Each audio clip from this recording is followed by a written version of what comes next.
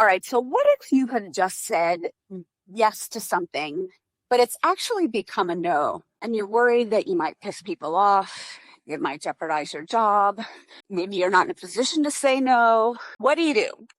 Well, in this week's edition of Anatomy of a Good No, I just read a great interview in the Harvard Business Review, and it's an interview with a Dr. Sa, where she has studied how we say no in a society that wants us to say yes. And I love the first points that she makes is that we were actually trained on how to say no. As little girls, we were taught to be compliant, go along with things that makes us good. If we wanted to actually defy, nobody role modeled how to do that gracefully and preserve the relationship.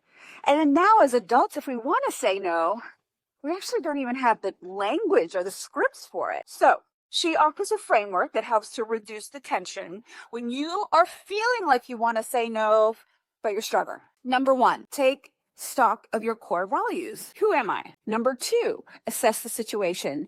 Is it safe for me to say no? And then number three, before you go all Bruce Lee and saying, oh, I'm not going to stand for this, you can ask these three questions. You could say, well, I'm not sure I'm really comfortable with that.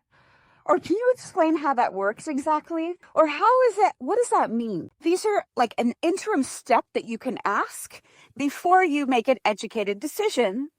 Well, what would somebody with my value set do in this situation? So to recap, number one, when you are saying no, make sure that you're saying in alignment with your values, because oftentimes we're saying yes and it's taking us away from our core values. And the second thing is you got to practice. This is not something that comes easily. There's a great quote by a Greek poet that says, we don't rise to the level of our expectations.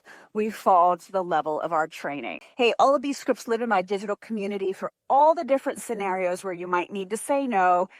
All you got to do is DM me here or in the comments below, say executive presence, and I'll send you the link.